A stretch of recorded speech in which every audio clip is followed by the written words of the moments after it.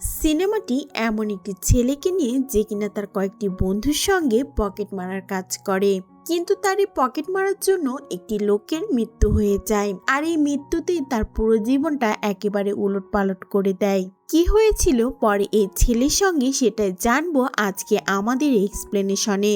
তাই চলুন বেশি দেরি না করে শুরু থেকে শুরু করা যাক। সিনেমার শুরুতে আমরা ৫৫ এবং ৮৬ নামের দুটি ছেলেকে দেখতে পাই। আসলে ছেলেগুলো যে লোকটি পকেট মারার কাজ করে সে আসলে এই নাম্বারগুলো তাদেরকে দিয়েছে যাতে তার এই বাচ্চাদেরকে চিনতে অসুবিধা না হয়, যার কারণে ৫৫ যেসব লোকদের পকেট মারতো তাদের আইডি কার্ড নিজের কাছে রেখে দিত। তারপর সেই লোকগুলোর ঠিকানায় গিয়ে দেখতো তারা কিভাবে জীবন যাপন করে, তাদের পরিবারে কে কে আছে। এরপরে আমরা দেখি ৫৫ ঈশা নামের একটি মেয়ের কাছে এসেছে যে কিনা পেশায় একজন প্রস্টিটিউট ছিল। ঈশা এখানে ৫৫কে অনেক পছন্দ করত। এখানে তারা দুজন নিজেদের মধ্যে অনেক কথাবার্তা বলে আর এরপরে ৫৫ ঈশাকে জিজ্ঞেস করে, তুমি কি কখনো নিজের জীবনকে অন্যভাবে বাঁচাতে চাও কিনা? আমি তো তোর সঙ্গে অনেক দূরে গিয়ে একটি সংসার পাততে চাই যেখানে তুই থাকবি আর আমি থাকবো আর আমাদের ছোট্ট একটি বাবু থাকবে। পরের দিন সকালে একটি ছেলে এসে ৫৫কে বলে, আমাদের গ্যাংয়ের একটি ছেলে চুরি করার সময় ধরা পড়েছে, যার কারণে সাগর ভাই মিটিং ডেকেছে, জলদি চলো। আর এখানে সাগর ভাই ছিল এদের লিডার। সাগর ভাইয়ের জন্যই তারা এখানে পকেট মারার কাজ করত। ঠিক তখনই সেখানে ইন্সপেক্টর আসে সেই ছেলেটিকে নিয়ে। কিছু টাকা নিয়ে ইন্সপেক্টর ছেলেটিকে রেখে চলে যায়। সাগর এখানে ওই ছেলেটিকে বলে, তুমি একা একা চুরি করতে এসে আমাদের রুলস ভেঙে দিয়েছো আর এটার জন্য তোমার একটাই শাস্তি। এরপরে সাগর তার লোকজন মিলে ছেলেটির হাত ভেঙে দেয়। একটু পরে আমরা দেখতে পাই একটি লোক ব্যাগ ভর্তি টাকা নিয়ে ব্যাংক থেকে বের হচ্ছে আর সেখানে জুতা পালিশ করা একটি ছেলে এই লোকের ছবি তুলে ৫৫কে পাঠিয়ে দেয়। তার মানে এখানে তাদের নেক্সট টার্গেট হলো এই লোকটি। আর এরপরে গ্যাংয়ের সব বাচ্চারা মিলে লোকটির কাছ থেকে কৌশলে টাকাগুলো চুরি করে। তারপর তারা সাগরে এসে টাকা দিয়ে দেয়। সাগর এখানে এসব টাকা চুরি করার জন্য কিছু কমিশন ছেলে পেলেদেরকে দেয়, কিন্তু সবচাইতে বেশি কমিশন সে ৫৫কে দেয়, কারণ ৫৫ এই ছেলেগুলোর মধ্যে সবচাইতে ভালো ছিল। সেদিন রাতে ৫৫ এই লোকটির আইডি কার্ড দেখে তার ঠিকানায় পৌঁছে যায়। সে দেখে তার বাড়িতে দুটি মেয়ে আছে আর লোকটি অনেক কান্নাকাটি করছে তার টাকা হারিয়ে যাওয়াতে। তখন সেখানে একটি বুড়ো লোক আসে আর এই লোকটি বলে বড় মেয়ের বিয়ের জন্য এই টাকাগুলো লোন হিসাবে নিয়েছিল আর সে টাকায় হারিয়ে গেছে। বেচারা এখন নিজেও জানে না সে কি করবে, কিভাবে টাকাগুলো পরিশোধ করবে। লোকটি সেখানে এটাও বলে ওই লোকটি নাকি টাকা নিয়ে ট্যাক্সির ভাড়া বাঁচানোর জন্য ট্রেনে যাচ্ছিল, তখনই কেউ এসে তার টাকাগুলো চুরি করে নিয়ে গেছে। ৫৫-এর ভেতরে ভেতরে অনেক খারাপ লাগা কাজ করে আর সে ৮৬কে বলে, আমি যা কিছুই করেছি সবকিছু আমি ঠিক করতে চাই, তাই তুমি প্লিজ সাগর ভাইকে কিছু বলো না, আমি কয়েকদিনের ভেতরে আবার চলে আসব। কিন্তু ৫৫ এই সিদ্ধান্ত কেন নিয়েছে জানেন? কারণ কয়েকদিন আগে ওই লোকটি নিজের টাকা চুরি হয়ে যাওয়ার শোকে ট্রেনের সাইডে লাফ সুইসাইড করে বসে। এটা দেখার পর ৫৫ আবার ওই লোকটির বাড়ির সামনে যায়। সে দেখে পুলিশ এসে তার দুই মেয়েকে খবর দিচ্ছে আর তার দুই মেয়ে যেন বিশ্বাসই করতে পারছে না তাদের বাবা এমনটি করেছে। এইসব কিছু দেখার পর ৫৫ খুবই ভেঙে পড়েছিল যে তার জন্য একটি হাসি খুশি পরিবার নষ্ট হয়ে গেল। সিন কাট হলে আমরা দেখি ওই লোকটির দুই মেয়ে এখানে সবজি কিনছে। বড় মেয়ের নাম হলো উমা। এখানে উমা দেখে তার কাছে অনেক কম টাকা রয়েছে, যার কারণে সে লিস্টের কিছু সবজি বাদ দিয়ে দেয়। তখন এই সবজিওয়ালা বলে ওঠে, তোমার বাবা তো আমার কাছ থেকে লোন নিয়েছিল।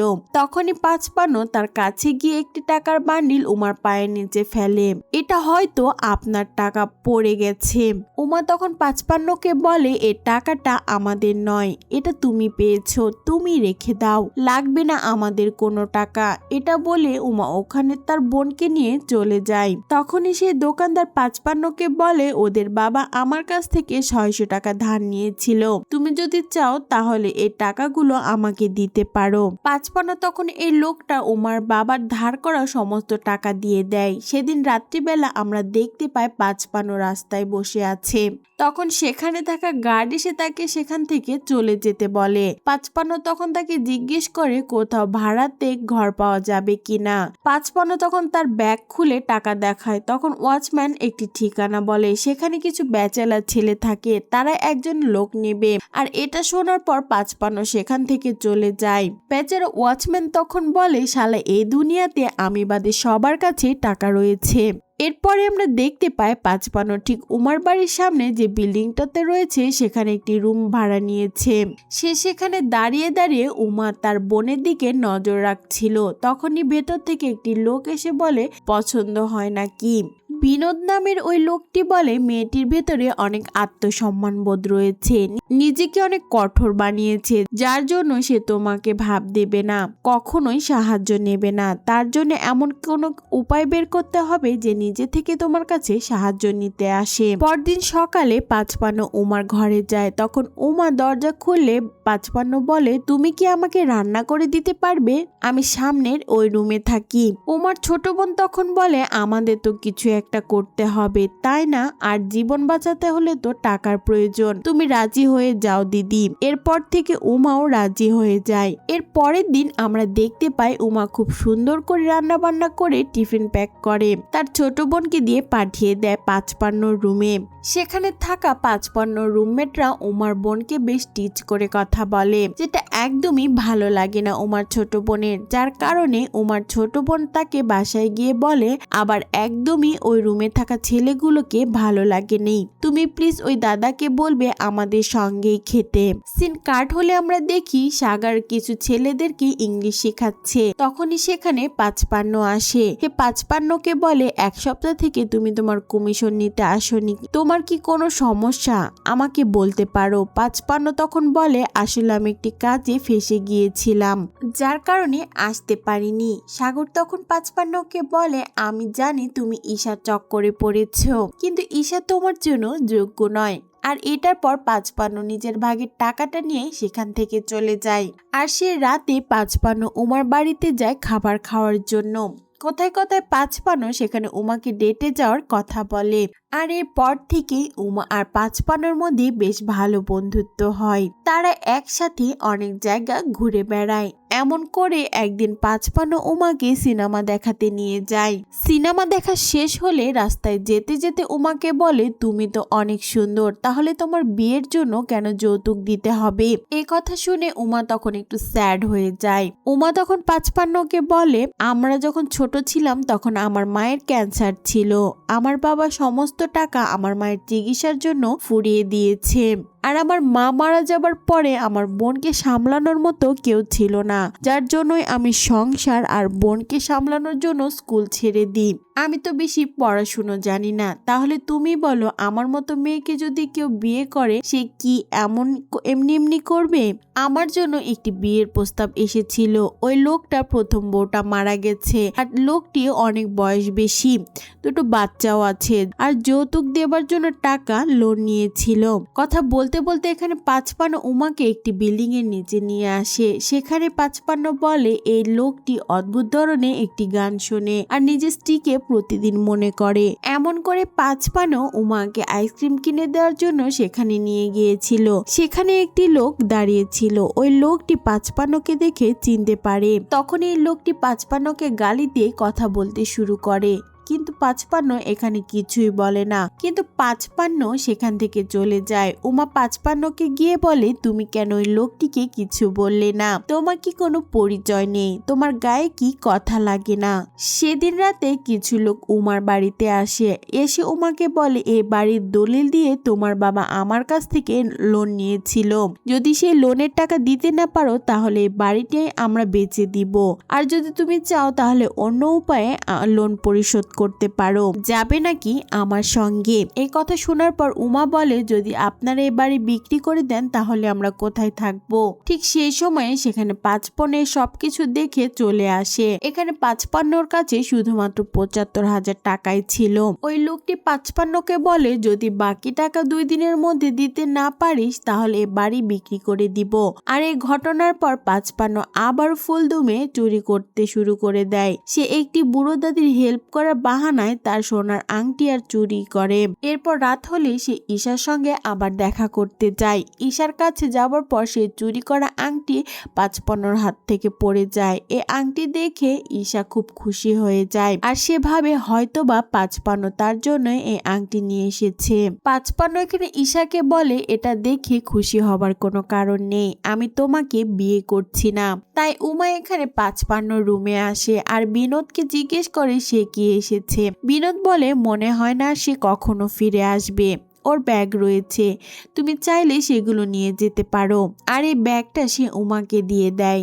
এদিকে 56 এসে 55কে বলে, তুমি কালকে কেন ওই এলাকায় গিয়ে চুরি করেছো? তুমি জানো না ওটি সাগর ভাইয়ের রুলসের বিরুদ্ধে, সে যদি জানতে পারে তাহলে তোমার কি হাল করবে? এটা শুনে 55 বলে, তুমি কি আমার পিছু করেছিলে নাকি? এদিকে আমরা দেখতে পাই যে আশি সাগরকে এসে 55 সমস্ত কথা খুলে বলে। সে বলে 55 চুরি করার টাকায় ঘাবলা করছে। এ কথা শোনার পর সাগর আজ থেকে বলে, তুমি 55 জায়গা নিয়ে নাও। এরপরে আমরা দেখি 55 উমাকে টাকা দিয়ে বলছে, তুমি এই টাকা নিয়ে ওই লোকটি সমস্ত ঋণ পরিশোধ করে নাও, আর বাকি যে টাকাগুলো রয়েছে আমি খুব জলদি দেব। উমা এই টাকা নেয় না, সে বলে লাগবে না তোমার টাকা, এই টাকা না দিলে তারা তো তোমার ঘর বিক্রি করে দিবে আর তোমার ছোট বোনকেও তারা প্রস্টিটিউট বানাতে চায়। তুমি কি চাও এসব কিছু হোক? উমা তখন বলে, আমি জানি তুমি আমাদের জন্য অনেক চিন্তা করো, কিন্তু তবুও আমি এ টাকা তোমার কাছ থেকে নিতে পারবো না। সিন কাট হলে আমরা দেখি ট্রেনের ভিতরে 55 এখানে চুরি করার চেষ্টা করছিল, কিন্তু 56 এসে এখানে 55কে ধরিয়ে দেয় আর সেখানে থাকা সমস্ত লোকগুলো 55কে অনেক মারধর করে। তখনই সেখানে 86 আসে আর 55কে লাথি মেরে ট্রেন থেকে বাইরে ফেলে দেয়। 55 ট্রেন থেকে পড়ে যাওয়ার পর অনেক আহত হয় আর তখনই সেখানে মানুষগুলো এসে তাকে হসপিটালে নিয়ে যায়। সিন কাট হলে আমাদেরকে 3-4 দিন পর দেখানো হয় 55 এখানে পুলিশ স্টেশনে রয়েছে আর সে ইন্সপেক্টর 55কে বলে, তুই 3 দিন থেকে হাসপাতালে কোমায় পড়েছিলি, তোর কোনো জ্ঞান ছিল না, একটা কথা বলতো তুই কেন সাগর ভাইয়ের টাকা চুরি করেছিস? তুই এই হাসপাতালে খাতায় না থাকতো তাহলে আমি নিজে গিয়ে তোকে সাগর ভাইয়ের কাছে দিয়ে আসতাম। তখনই 55 ইন্সপেক্টরের চোখে চোখ রেখে বলে, আমি সাগর আর সাগরের কুত্তাদেরকে একদমই ভয় পাই না। ইন্সপেক্টরটি বলে, সাগর ভাই নাকি অনেক ভালো একজন ইংলিশ টিচার ছিল, সাগর গরিব ছেলেদেরকে বিনা পয়সায় ইংলিশ পড়াতো, এমনকি ইন্সপেক্টর 2 সন্তানকেও সাগর ভাই ইংলিশ শিখিয়েছিল। ইন্সপেক্টর সেখানে এটাও বলে, কয়েক বছর আগে নাকি একটি মেয়ে ইংলিশ পড়ানোর একদমই মন দিত না, যার কারণে সে ওই মেয়েটিকে যা লিখেছিল খাতায় সেই মোতাবেক সাগর তাকে মার্ক দেয়, কিন্তু এই বিষয়টি ওই মেয়েটির একদমই পছন্দ হয় না, যার জন্য নাকি ওই মেয়েটি সাগরের ওপর হ্যারাসমেন্ট করা আরোপ লাগায়। এ কথা শোনার পর নাকি সেখানে সমস্ত মেয়েদের বাবা মা সাগরকে অনেক মারধর করে। উমা পরের দিন 55কে দেখার জন্য পুলিশ স্টেশনে আসে আর 55কে নিজের বাবার আইডি কার্ড দেখিয়ে বলে, তুমি কেন আমার বাবার টাকা চুরি করেছিলে? তোমার জন্যই আমরা 2 বোন অনাথ হয়ে গেছি, আর তুমি কেনই বা টাকা দিয়ে আমাদেরকে সাহায্য করতে চাও? যদি তুমি চুরি করারই পেশা হয়ে থাকে তাহলে তাদের আইডি কার্ড তুমি কেন সংগ্রহ করতে? এবার চুরি করার পর তাদের বাড়িতে গিয়ে দেখো তারা কি করছে না করছে। উমার এসব কথা শুনে 55 সেখানে অনেক কান্না করে। তখন উমা বলে, আমি জানি তুমি কেন এসব করো, তুমি তোমার নিজের আইডেন্টি বানাতে চাও, যার জন্যই তুমি এমনটা করো, তাই না? তুমি আমাকে ওয়াদা করো এই জেল থেকে বের হবার পর তুমি তোমার নতুন জীবন শুরু করবে। 55 উমাকে ওয়াদা করে আর এরপর উমা সেখান থেকে চলে যায়। এর কয়েকদিন পর আমরা দেখি সেখানে ধীরেন্দ্রনাথ নামের একটি উকিল এসেছে। ওই উকিলটি 55 জামিন করিয়ে দেয়। উকিলটি এখানে 55 বার্থ সার্টিফিকেট দিয়ে তাকে বলে নিজের ন্যাশনাল আইডি কার্ডের জন্য অ্যাপ্লাই করতে আর নিজের নাম সে যা চায় তাই লিখ। 55 এখানে উকিলকে জিজ্ঞেস করে, কে আমার জামিন করালো? 55 তখন ওই উকিলের পা ছোঁয়ার বাহানায় তার পার্স চুরি করে নেয়। জেল থেকে বের হবার পর 55 ঈশার সঙ্গে দেখা করতে যায় আর সেখানে সোনার আংটি দিয়ে বলে তুমি এটা রেখে দাও, আমাদের বন্ধুত্ব চিহ্ন হিসেবে 5 তখন উমাকে বলে আমাদের হাতের রেখা কখনোই আমাদের ভাগ্য বদলাতে পারে না, আমাদের নিজেদেরকে নিজের ভাগ্য বদলাতে হয়। তখনই সেখানে থাকা ঈশার মালকিন 55কে দেখে নেয় আর সে 86কে ফোন করে সেখানে ডাকে। তখনই সেখানে 86 তার বন্ধুগুলো এসে 55কে অনেক মারধর করে আর তারা 55কে নিয়ে চলে যায় সাগরের ভাইয়ের কাছে। এখানে সাগর 55কে বলে আমি তো ওই মেয়ের সন্ধানে ভুল বুঝে বসেছিলাম, কারণ এখানে সাগর খুব ভালো করে জানতো সে 55 তার জন্য ঘাপলা করে, এখানে উমার জন্য টাকা জোগাড় করছিল। এখানে সবাই ভেবেছিল সাগর হয়তো বা 55কে আগের ছেলেটার মতো হাত ভেঙে শাস্তি দেবে, কিন্তু এখানে সাগর 55কে ভয় তো দেখায়, কিন্তু সে বলে এই হাত আমার কাছে অনেক মূল্যবান, কারণ এই হাতের জন্য একটি মেয়ে তাকে অনেক টাকা দিয়েছে। আর এরপরে সে 55কে ছেড়ে দেয়, যেটা একদমই পছন্দ হয় না 86 তার বন্ধু। আর এরপর দেখি 55 ঠিক আগের মতো সে উকিলের অ্যাড্রেস মোতাবেক চলে এসেছে। এখানে এসে সেই উকিল আর কেউ নয়, উমার স্বামী ছিল। উমা এখানে বিয়ে করার বদলে 55কে উকিলের মাধ্যমে ছাড়িয়েছিল। এটা দেখার পর বেল বাজিয়ে 55 ওয়ালেটটি ওখানে রেখে চলে যায়। উমা তখন দরজা খুলে সে পার্সটি পায় আর সে দেখার পর উমা খুব ভালোভাবে বুঝে গিয়েছিল এখানে 55 এসেছিল। সিন কাট হলে আমরা দেখি 55 ওই বুড়ো লোকের বেলকনির সামনে গিয়ে দাঁড়িয়ে আছে। তখন সে ওই বুড়ো লোককে চিৎকার করে বলে আপনার কোনো একটা জিনিস আমি ফেরত দিতে এসেছি। বুড়ো লোকটি তখন 55কে বলে তার বাসায় আস। 55 এখানে এসে ওই লোকটির আইডি কার্ড ফিরিয়ে দিয়ে বলে এটা আপনার জিনিস। আর এই আইডি কার্ড দেখে লোকটি খুব ভালোভাবে বুঝতে পারে 55 আসলে কে। এখানে ওই লোকটি বুড়োর কাছে অনেকগুলো বইয়ের দিকে হা করে তাকিয়ে ছিল। তখনই লোকটি বুঝে যায় 55 আসলে পড়ালেখা করতে চায়। লোকটি 55কে জিজ্ঞেস করে তোমার কি খুব পড়তে ভালো লাগে? 55 বলে হ্যাঁ, কিন্তু আমার নতুন করে সিন কাট হলে আমরা দেখি 55 এখন চুরি করা ছেড়ে দিয়েছে। এমন করে একদিন যখন 55 কোথাও যাচ্ছিল তখনই সেখানে 55 জেব কাটে অন্য আরেকটি ছেলে। 55 ওই ছেলেটিকে ধরে ফেলে আর ওই ছেলেটি তখন 55কে অনেক সরি বলে। নিজের আইডি কার্ড দেখে 55 অনেক খুশি হয়, কারণ 55 সবসময় এটাই চাইতো। তো বন্ধুরা, কেমন লেগেছে আজকে আমাদের গল্প অবশ্যই কমেন্ট করে জানাবেন আর সিনে উইথ নুসরাতের সাথেই থাকবেন।